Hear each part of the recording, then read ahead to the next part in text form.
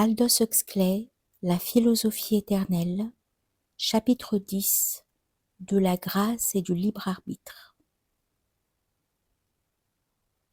La délivrance s'effectue hors du temps et dans l'éternité, et l'on y parvient par l'obéissance et la docilité envers la nature éternelle des choses.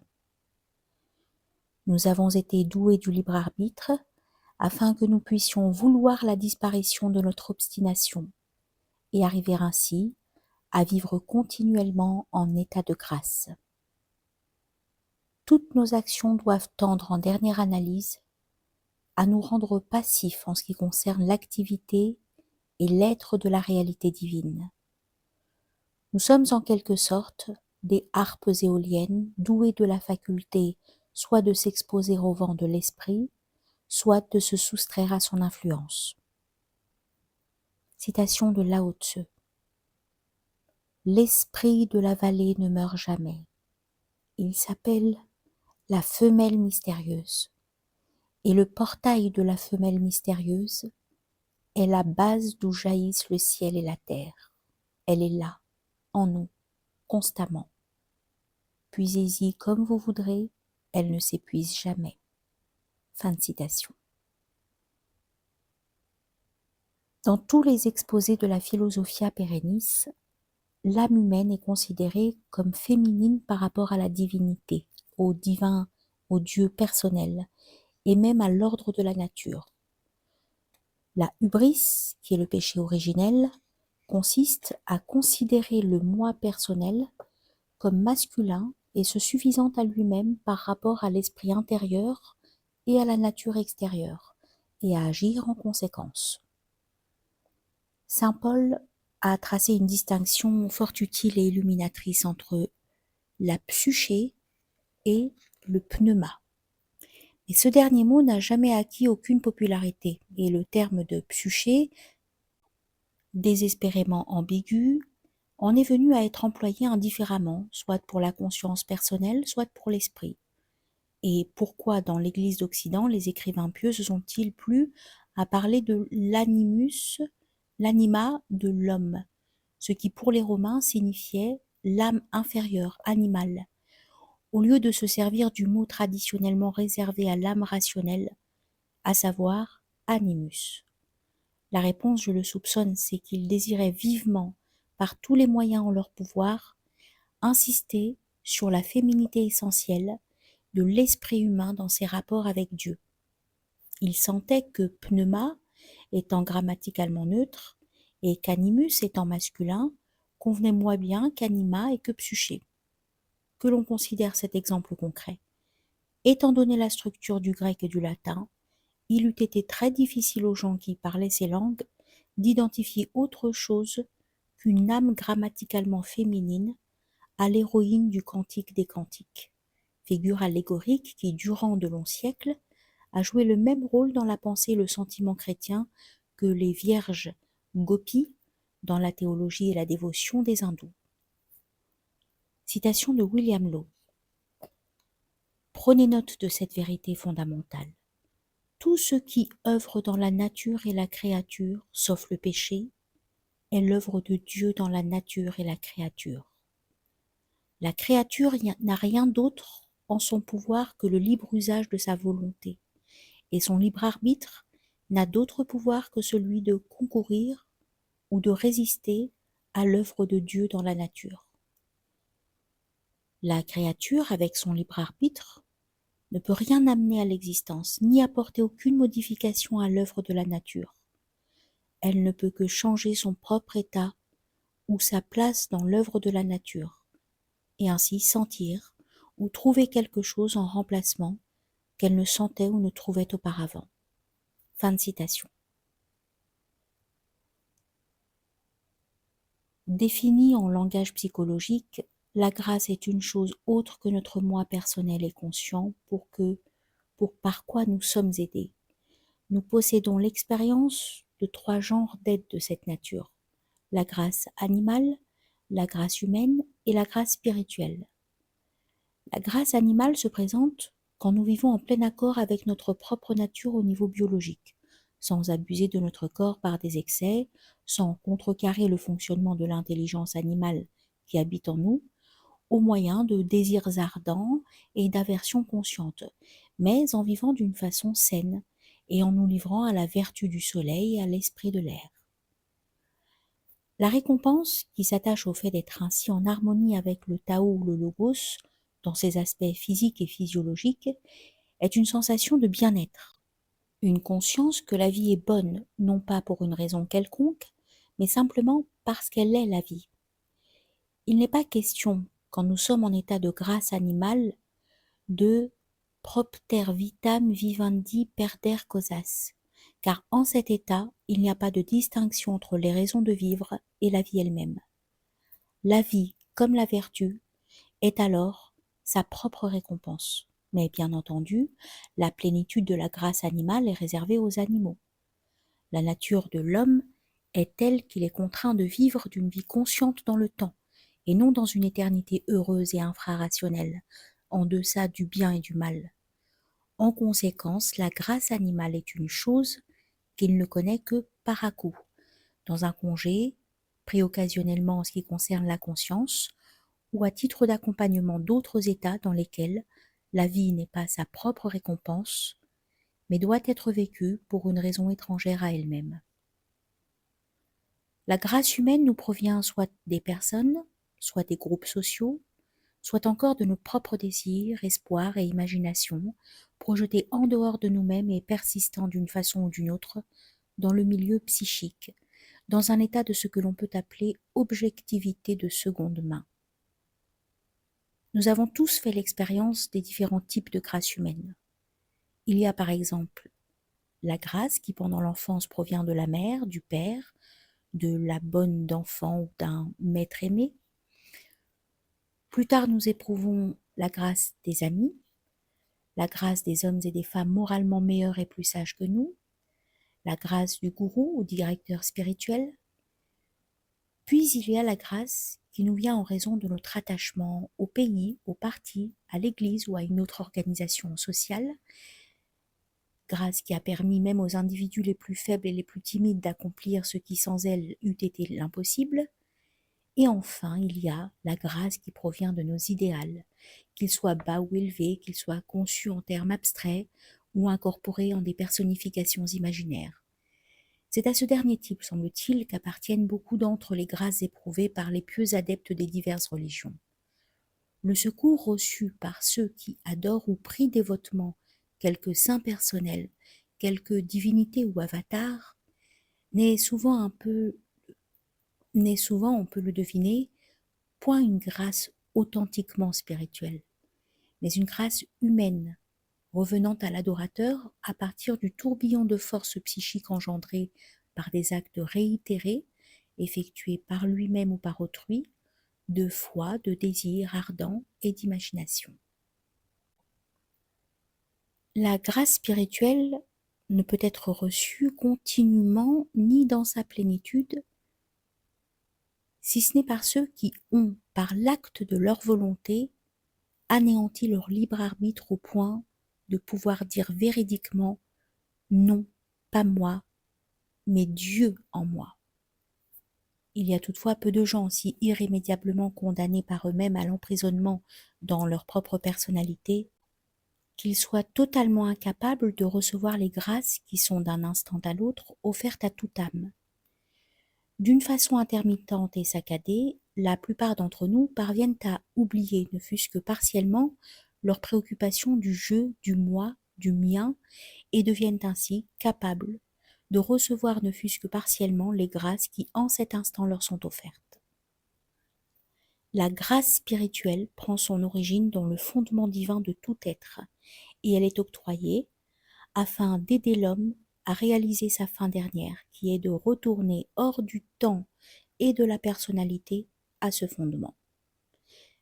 Elle ressemble à la grâce animale en ce qu'elle provient d'une source totalement distincte de notre moi conscient et humain.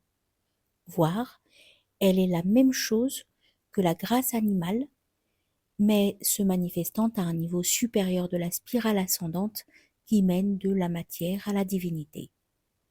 Dans tout cas donné, la grâce humaine peut être complètement bonne en tant qu'elle aide le bénéficiaire dans la tâche de réalisation de la connaissance unitive de Dieu.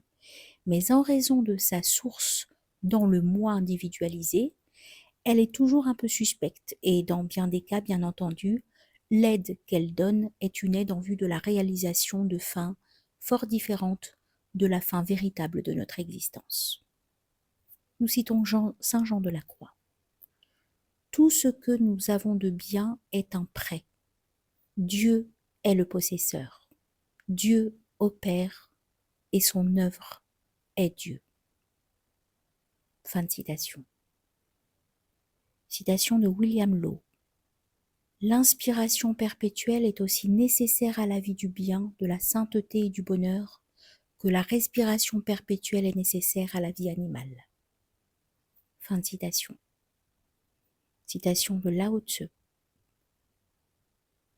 C'est quand le grand chemin a décliné que la bonté et la moralité humaine ont pris naissance.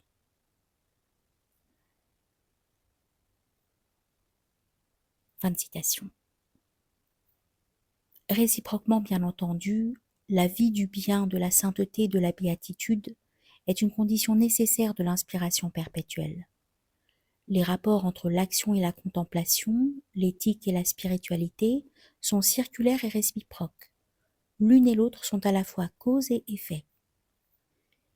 Les verbes chinois n'ont pas de temps. Cet énoncé relatif à un événement hypothétique de l'histoire se rapporte en même temps au présent et à l'avenir. Voici simplement ce que cela veut dire. Avec la montée de la conscience du moi, la grâce animale n'est plus suffisante pour la conduite de la vie et doit être complétée par des choix conscients et délibérés entre le bien et le mal. Choix qu'il faut faire à la lumière d'un code éthique nettement formulé, mais comme les sages taoïstes ne se lassent pas de le répéter, les codes d'éthique et les choix délibérés effectués par la volonté superficielle ne sont qu'un pis-aller. La volonté individualisée et l'intelligence superficielle doivent être utilisées afin de rattraper l'ancien rapport animal avec le Tao, mais à un niveau plus élevé, spirituel. Le but est l'inspiration perpétuelle à partir de sources au-delà du moi personnel, et les moyens sont la bonté et la moralité humaine, conduisant à la charité, qui est la connaissance unitive du Tao, comme étant à la fois le fondement et le logos. Nous citons Nicolas de Cuse. Seigneur, tu m'as donné mon être d'une nature telle qu'il peut continuellement se rendre plus apte à recevoir ta grâce et ta bonté. Et ce pouvoir que je tiens de toi, dans lequel j'ai une vivante image de ton pouvoir tout-puissant, c'est le libre arbitre. Grâce à lui, je puis soit élargir, soit restreindre ma capacité de ta grâce.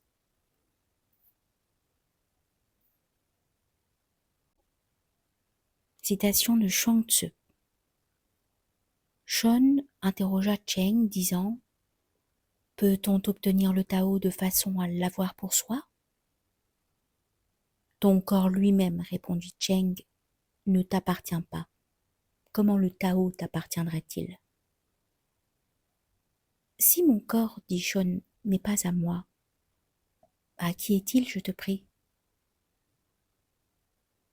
Il est l'image déléguée de Dieu, répondit Cheng. Ta vie ne t'appartient pas. Elle est l'harmonie déléguée de Dieu.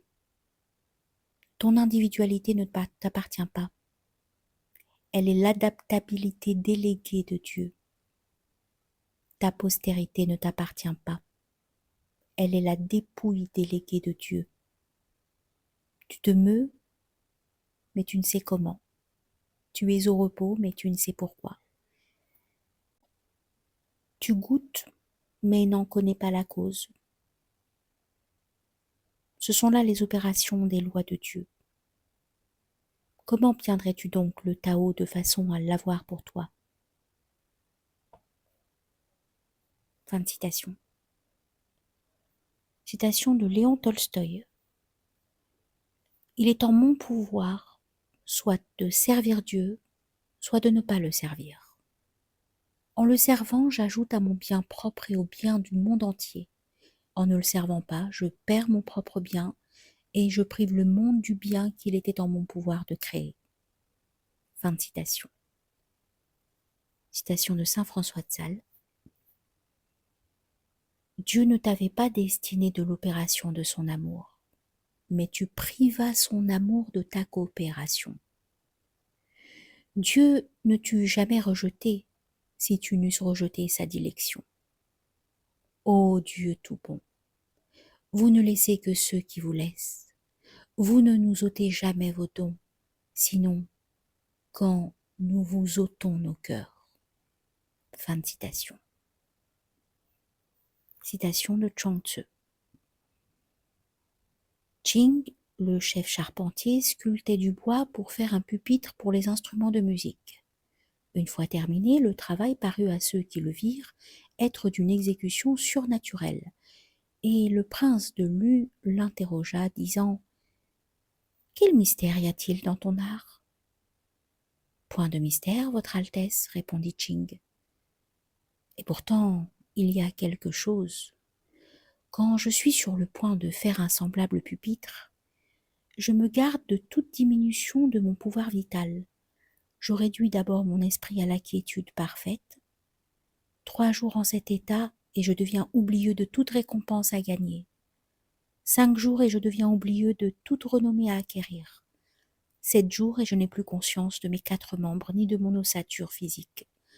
Alors, sans aucune idée de la cour présente à l'esprit, mon habileté se concentre, et tous les éléments troublants du dehors ont disparu. J'entre dans quelque forêt de montagne. Je cherche un arbre convenable. Il renferme la forme requise, qui est ensuite travaillée. Je vois le pupitre avec l'œil de l'esprit, et je me mets alors au travail. En dehors de cela, il n'y a rien. Je mets ma propre aptitude native en rapport avec celle du bois. Ce qui était soupçonné être d'une exécution surnaturelle dans mon ouvrage était dû simplement à cela. Fin de citation.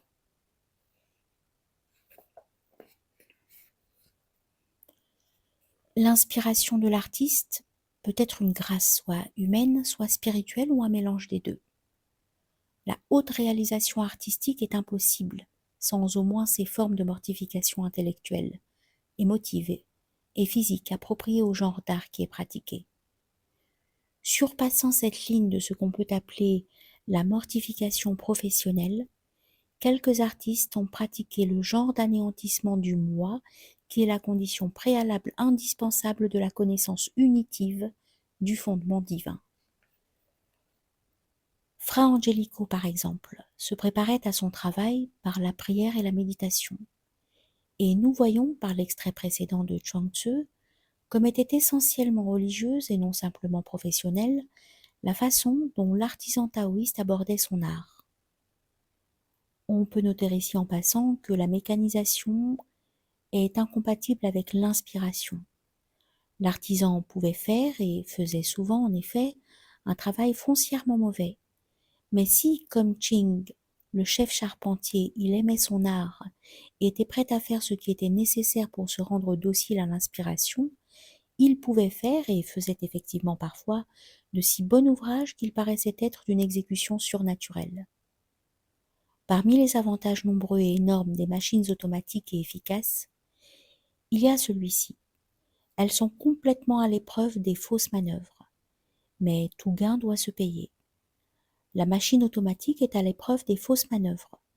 Mais précisément pour cette raison, elle est également à l'épreuve de la grâce. L'homme qui conduit une telle machine est insensible à toute forme d'inspiration esthétique, qu'elle soit d'origine humaine ou authentiquement spirituelle. L'industrie sans art est de la brutalité. Mais en vérité, Ruskin calomnie les bêtes brutes.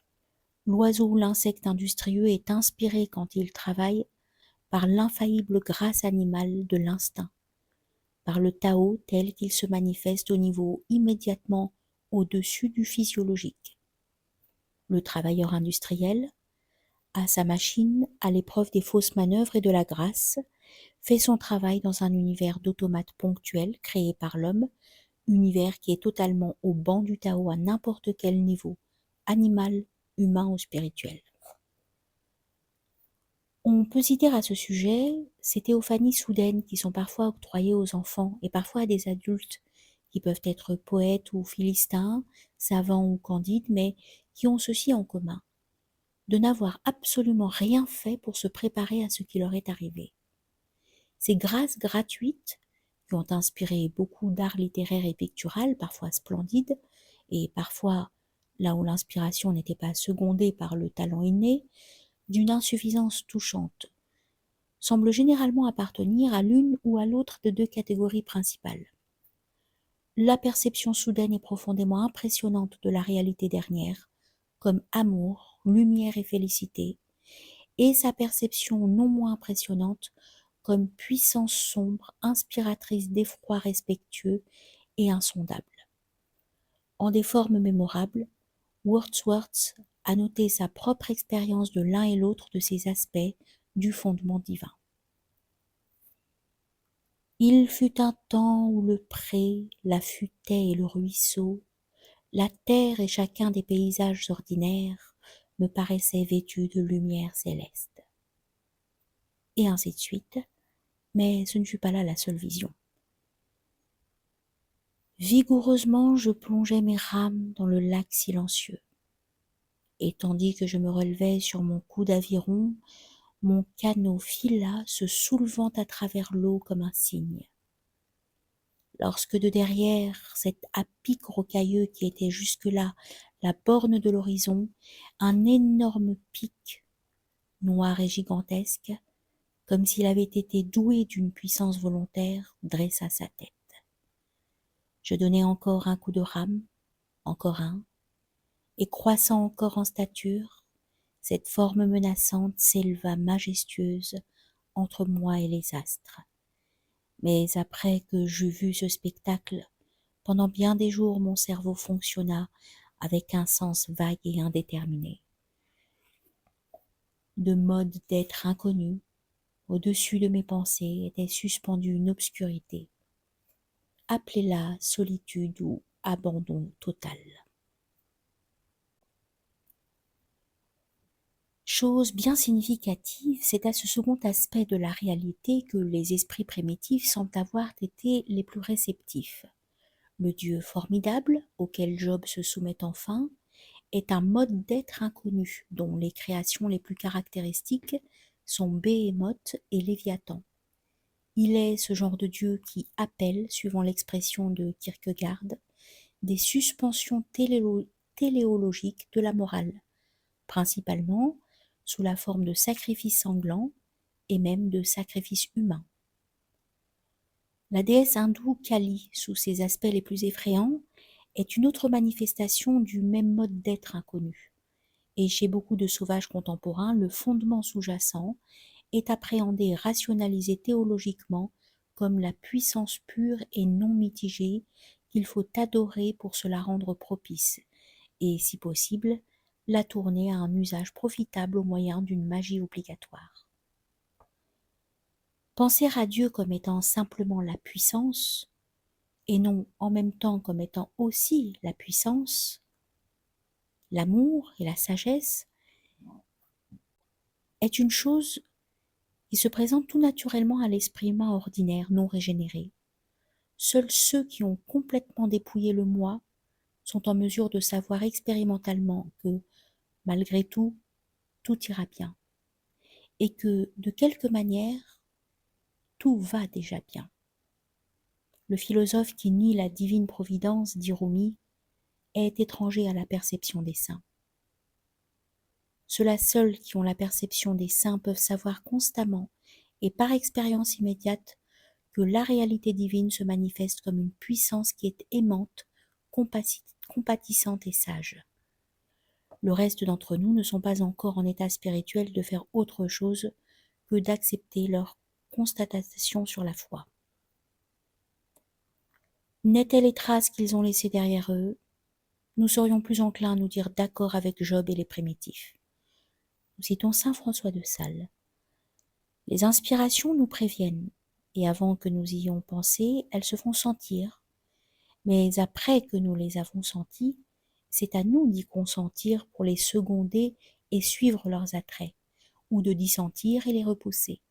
Elles se font sentir à nous, sans nous, mais elles ne nous font pas consentir sans nous. Fin de citation. Autre citation de saint François de Sales. Notre franc arbitre peut arrêter et empêcher la courbe de l'inspiration. Et quand le vent favorable de la grâce céleste enfle les voiles de notre esprit, il est en notre liberté de refuser notre consentement et empêcher par ce moyen l'effet de la faveur du vent. Mais quand notre esprit cingle et fait heureusement sa navigation, ce n'est pas nous qui faisons venir le vent de l'inspiration, ni qui en remplissons nos voiles, ni qui donnons le mouvement au navire de notre cœur, mais seulement nous recevons le vent qui vient du ciel, consentons à son mouvement et laissons aller le navire sous le vent sans l'empêcher par notre résistance. Fin de citation. Citation de saint Bernard. La grâce est nécessaire au salut, le libre arbitre également. Mais la grâce afin de donner le salut, le libre arbitre afin de le recevoir. C'est pourquoi nous ne devons pas attribuer une part de la bonne œuvre à la grâce et une part au libre arbitre. Elle est accomplie dans sa totalité par l'action commune et inséparable de l'une et de l'autre, entièrement par la grâce, entièrement par le libre arbitre, mais naissant de celle-là en celle-ci. Fin de citation. Saint Bernard fait une distinction entre la voluntas communis et la voluntas propria. La voluntas communis est commune en deux sens du mot. C'est la volonté de répartir et c'est la volonté commune à l'homme et à Dieu. Pour les besoins de la pratique, elle est équivalente à la charité. La voluntas propria est la volonté d'obtenir et de garder pour soi-même et elle est la racine de tout péché. Dans son aspect cognitif, la voluntas propria est identique au sensum proprium, qui est l'opinion personnelle à laquelle nous tenons parce qu'elle est à nous et pourtant toujours mauvaise moralement, bien qu'elle puisse être théoriquement exacte. Nous citons Maître Eckhart. Deux étudiants de l'université de Paris vinrent voir Rusbrock et lui demandèrent de leur fournir une brève formule ou devise qui pût leur servir de règle de vie. Vos estis tam sancti sicut vultis, répondit Rusbrock. Vous êtes aussi saint que vous voulez l'être. Dieu est forcé d'agir, de se déverser en toi, aussitôt qu'il te trouvera prêt. Fin de citation. Citation de William Law. La volonté est ce qui a toute puissance. Elle fait le ciel et elle fait l'enfer, car il n'y a d'autre enfer que là où la volonté de la créature est détournée de Dieu, ni d'autre ciel que là où la volonté de la créature œuvre avec Dieu. Fin de citation. Autre citation de William Law. Ô homme, considère-toi toi-même. Tu te tiens là dans la lutte sérieuse et perpétuelle du bien et du mal. Toute la nature est continuellement à l'œuvre pour susciter la grande rédemption. La création entière est prise des douleurs dans son travail laborieux en vue d'être délivrée de la vanité du temps. Et toi, tu veux donc rester endormi? Tout ce que tu entends ou vois ne te dit rien, ne te montre rien que ce qu'ont déjà suscité la lumière éternelle ou les ténèbres éternelles. Car de même que le jour et la nuit divisent la totalité de notre temps, de même le ciel et l'enfer divisent toute notre pensée, toutes nos paroles et nos actes. Meus-toi du côté où tu voudras, fais ou projette ce que tu voudras, il faut que tu sois un agent de l'un ou de l'autre. Tu ne peux rester immobile, parce que tu vis dans les opérations perpétuelles de la nature temporelle et éternelle. Si tu n'œuvres pas avec le bien, le mal qui est dans la nature t'emporte avec lui. Tu as en toi la hauteur et la profondeur de l'éternité. Et partant, sois actif à faire ce que tu veux, que ce soit dans le cabinet, dans le champ, dans l'atelier ou à l'église. Tu sèmes ce qui croît et doit être récolté dans l'éternité. Fin de citation. Citation de Maître Eckhart. Dieu n'attend de toi qu'une chose, c'est que tu sortes de toi-même, pour autant que tu es un être créé et que tu permettes à Dieu d'être Dieu en toi. Fin de citation. Pour ceux qui se plaisent aux spéculations théologiques fondées sur les textes des Écritures et les postulats dogmatiques, il y a les milliers de pages de controverses catholiques et protestantes sur la grâce, les œuvres, la foi et la justification. Et pour ceux qui étudient les religions comparées, il y a des commentaires savants sur la Bhagavad Gita, sur les œuvres de Ramanuja et des Vaishnavites postérieurs, dont la doctrine de la grâce ressemble d'une façon frappante à celle de Luther. Il y a des histoires du bouddhisme qui relatent congruement le développement de cette religion à partir de la doctrine hinayaniste, selon laquelle le salut est le fruit de l'aide vigoureuse que l'on se donne à soi-même, jusqu'à la doctrine mayaniste, selon laquelle il ne peut être réalisé sans la grâce du Bouddha primordial, dont la conscience intérieure et le grand cœur compatissant constituent l'éternelle réalité. Telles des choses. Pour le reste d'entre nous, les citations ci-dessus, tirées de la tradition chrétienne et de la bouddhiste primitive, fournissent, me semble-t-il, un exposé suffisant des faits observables de la grâce et de l'inspiration et de leur rapport avec les faits observables du libre arbitre.